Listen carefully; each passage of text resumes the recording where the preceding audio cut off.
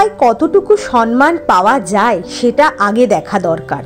কারণ এই সম্মান সবাইকে কিন্তু দেওয়া যায় না, আবার সম্মান সবার থেকে পাওয়াও যায় না।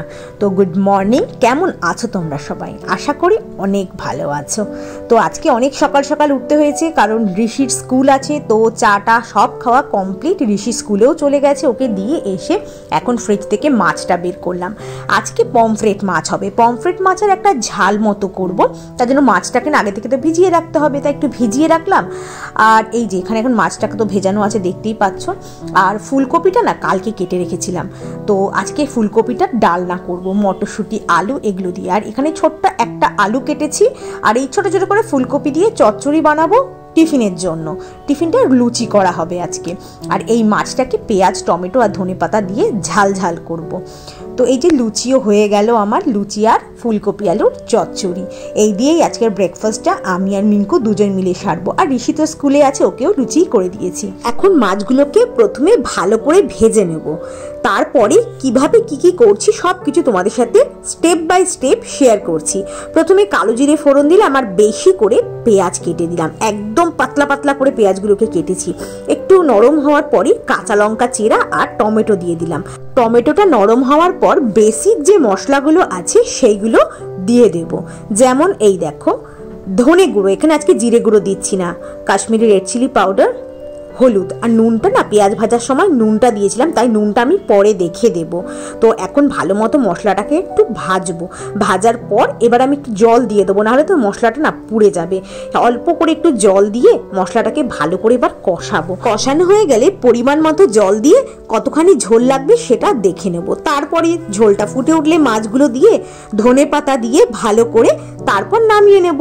ঠিক এইভাবে পমফ্রেট মাছ করে দেখো, খুব ভালো লাগে। সর্ষে বাটা দিয়ে তো খাওয়াই হয়, কিন্তু এইরকম পেঁয়াজ টমেটো আর ধনেপাতা আর সামান্য কিছু মশলা দিয়ে করে খেলে মন্দ লাগে না, দারুণ লাগে। আর ধনেপাতাটা কিন্তু একটু বেশি করে দেবে। তৈরি হয়ে গেল পমফ্রেট মাছের ঝাল। রান্নাবান্না কমপ্লিট হয়ে গেছে, কিন্তু আমার সব কিছু আর তো শেয়ার করতে পারলাম না। তো এবার চলে এসেছি ঘর পরিষ্কার করার জন্য। চারিদিকে এত কনস্ট্রাকশনের কাজ হচ্ছে না, প্রচণ্ড ধুলো হয়। আর এই যে ঠিক এই যে টিভির নিচে যে কাজটা আমি যে পরিষ্কার করছি না, এইটাতে না আমাকে দিনে 4 থেকে 5 বার মুছতে হয়, কারণ এত ধুলো হয় না বলার মতো নয়। জানলা দরজা সব বন্ধ, কিন্তু তাও খুব ময়লা হয়। তো চলো এগুলো এখন করে নিই, তারপরে বাকি কাজ সব কিছু শেয়ার করছি।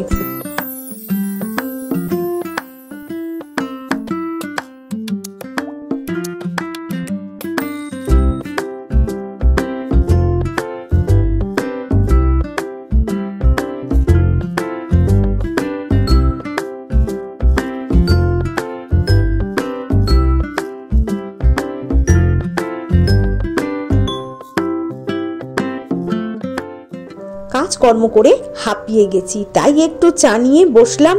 মিঙ্কু তো অফিসে চলেই গেছে, তাই একার জন্য চা একটু বানিয়ে নিলাম। এখন বসে বসে একটু বাইরেটা দেখি। তারপর আছে আবার বাসন মাজা, বাসন মেজে তারপর স্নান করতে যাব। একটা পার্সেল আসার অপেক্ষায় আছি, কিন্তু পার্সেলটা এখনো পর্যন্ত আসছে না, তাই আমি স্নান করতেও যেতে পারছি না।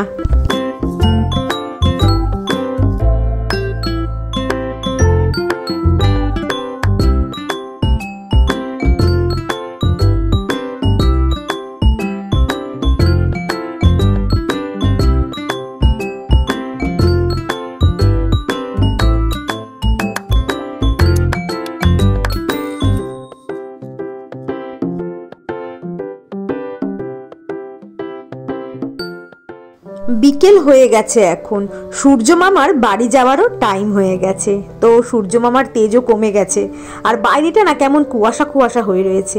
একটু পরেই সন্ধে লেগে যাবে। সন্ধে দিয়ে রান্নাঘরে চলে এসেছি। এই যে ঋষির টিফিনটার কিছুটা তৈরি করে রাখছি, কালকে ওকে স্যান্ডউইচ দিয়ে দেবো, চিকেন স্যান্ডউইচ, তাই স্যান্ডউইচের স্টাফিংটা তৈরি করে রাখছি। খুব সিম্পল ভাবেই করছি। এটা আমি আমার শর্ট ভিডিওতেও পোস্ট করেছি, তো এটা তোমরা দেখে নিতে পারো। এটা চিকেন ভর্তা হিসাবেও তোমরা খেতে পারো, কিন্তু আমি যেভাবে করেছি না তোমরা ঠিক সেভাবে ফলো করো, আর ঠিক এভাবেই করো, খুব টেস্টি হয়। এটা শুধু শুধু রুটি পরোটা দিয়েও খাওয়া যায়, আর পাউরুটির মধ্যে স্যান্ডউইচ করেও খাওয়া যায়। তো দেখতে থাকো তোমরা।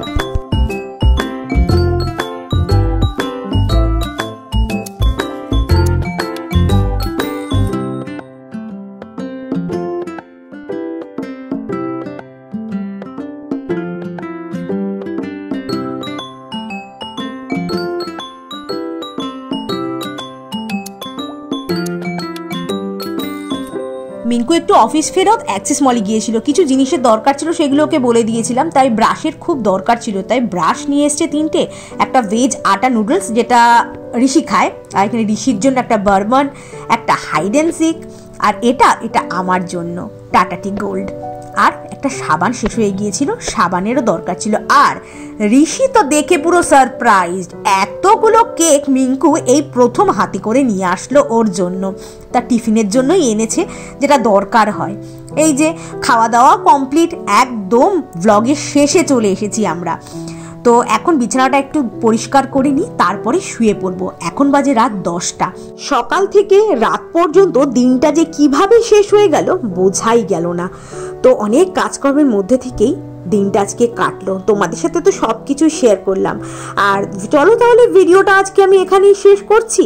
যদি আমার এই ভিডিওটার মধ্যে কিছু ভালো লেগে থাকে তো ছেড়ে যাওয়ার আগে একটা লাইক, শেয়ার আর সাবস্ক্রাইব করতে ভুলবে না। তো এই ভিডিওটা দেখতে দেখতে একদম স্কিপ না করে যারা একদম শেষ পর্যন্ত চলে এসেছো তাদের জন্য কিন্তু অসংখ্য ধন্যবাদ। আমার পাশে থেকো, একটা লাইক করে দিও, লাইক করলে না একটু মোটিভেশন পাই। তো চলো আজকের ভিডিওটা আমি এখানেই শেষ করছি। টাটা, গুড নাইট, ভালো থেকো, সুস্থ থেকো।